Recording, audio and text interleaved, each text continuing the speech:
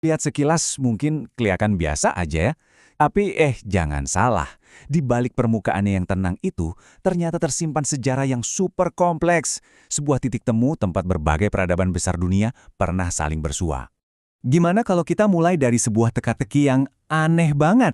Bayangin deh, ada sebuah keris legendaris, pusaka andalan seorang pahlawan pemberontak. Tapi kok justru dibuat atas perintah musuh bebuyutannya sendiri? Nah loh, aneh kan? Pertanyaan inilah yang bakal jadi pemandu kita buat menyelami jantung sejarah Jambi. Soalnya ini bukan sekedar senjata biasa. Keris ini tuh ibaratnya kunci buat membuka kotak Pandora sejarah Jambi.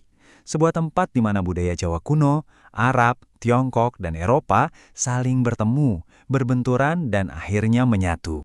Oke, bagian pertama. Pusaka legendaris Sang Pemberontak. Kita bakal bahas paradoks dari Keris Siginjai. Ceritanya kita mulai dari legenda yang paling ngetop di Jambi, soal pahlawan lokal bernama Orang Kayo Hitam dan pusakanya yang penuh misteri ini. Jadi ceritanya gini, Orang Kayo Hitam ini berani banget. Dia menolak bayar upeti ke Majapahit yang waktu itu super kuat. Ya jelas Majapahit marah dong. Mereka sampai pesan keris sakti khusus buat menaklukkan dia. Tapi, plot twist, Orang Kayo Hitam bukannya takut.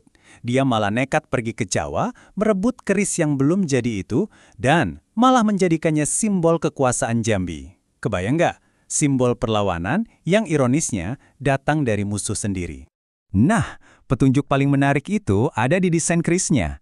Coba lihat, keris-keris dari zaman Majapahit awal yang kita temuin di relief-relief candi itu biasanya lurus bilahnya. Tapi, keris Siginjai ini beda, bilahnya bergelombang, atau yang kita kenal sebagai luk. Dan ini khas banget gaya Jawa baru. Jadi udah jelas kan asal-usulnya dari mana dan dari zaman apa? Tapi ceritanya nggak berhenti di legenda aja. Keris Siginjai yang asli, yang katanya dihiasi emas dan 16 berlian loh, ternyata dirampas sama Belanda tahun 1904. Jadi yang bisa kita lihat sekarang itu cuma replikanya. Nah dari sini nih, kita beralih dari mitos ke sejarah yang lebih modern. Dan ini membuka babak baru penelusuran kita. Sip, masuk ke bagian kedua, warisan abadi dari Jawa. Ternyata, keris Siginjai itu baru permukaannya aja loh. Kalau kita gali lebih dalam, jejak hubungan Jambi dan Jawa yang sempat terlupakan itu, wah, ada di mana-mana, tersembunyi dalam kehidupan sehari-hari. Coba deh perhatiin. Pertama, dari bahasa. Banyak banget kosakata di Jambi yang sama persis kayak di Jawa. Contohnya dewekan, buat bilang sendirian. Terus gelar-gelar bangsawannya, kayak Raden, Dipati, Aryo, itu kan Jawa banget ya.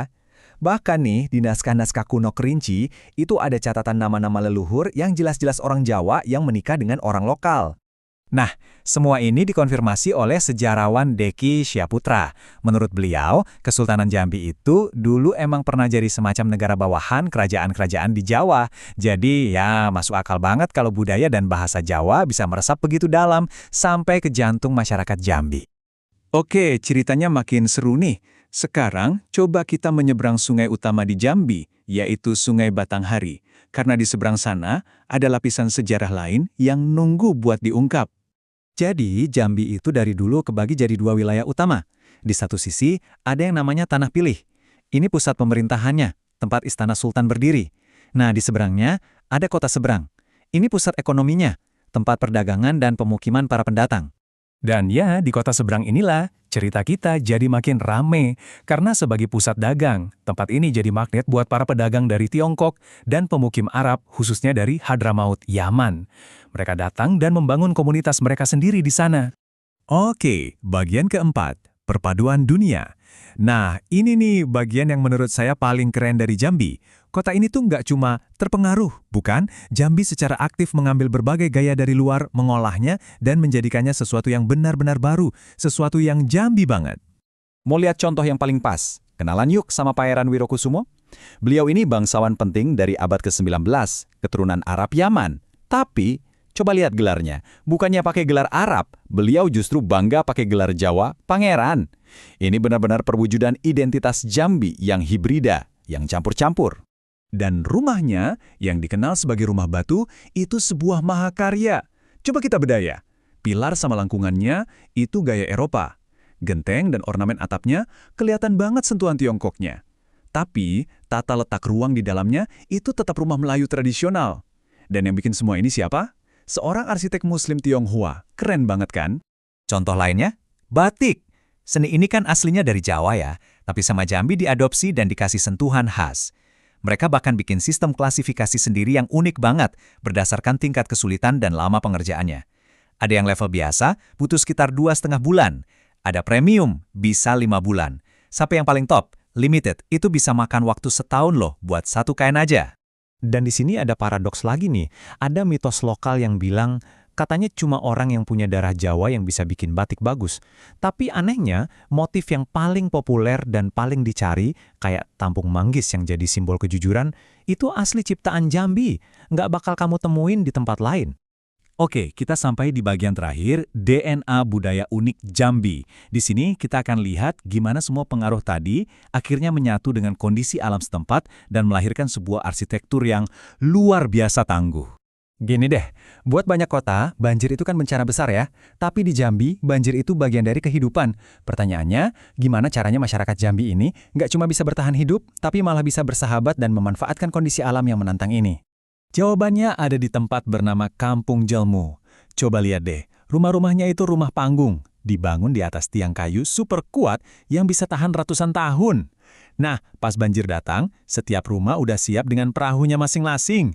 Seluruh desa ini bisa berubah jadi kayak Venesianya Jambi. Dan bahkan, di sini pun perpaduan budayanya kelihatan jelas banget. Tata ruang interiornya mirip konsep Trimandala dari Jawa, tapi detail jendela dan ukirannya ada sentuhan Eropa dan Tiongkok. Lengkap. Nah, inilah inti dari identitas Jambi. Jambi itu bukan sekedar peniru. Jambi itu kayak kuali raksasa yang menyerap semua pengaruh, mengadaptasikannya dengan lingkungannya, dan akhirnya menciptakan sesuatu yang sama sekali baru, unik, dan yang paling penting, tangguh. Pada akhirnya, kisah Jambi ini jadi bukti nyata dari sebuah kebenaran yang lebih besar. Bahwa nggak ada tuh yang namanya budaya, agama, atau bahasa yang murni yang jatuh begitu saja dari langit. Semuanya dibentuk, ditempa, dan diperkaya oleh berbagai budaya lain yang berinteraksi dengannya. Jadi apa nih kesimpulannya? Gampang, ingat aja angka ini, 4. Setidaknya ada 4 arus budaya raksasa, Jawa, Arab, Tiongkok, dan Eropa yang semuanya bercampur dengan identitas Melayu lokal dan akhirnya membentuk DNA budaya Jambi yang kita lihat sekarang. Dan ini membawa kita ke pertanyaan terakhir buat kalian. Setelah kita bongkar lapisan-lapisan sejarah di Jambi, pernah nggak sih kalian kepikiran kira-kira perpaduan budaya tersembunyi apa ya yang membentuk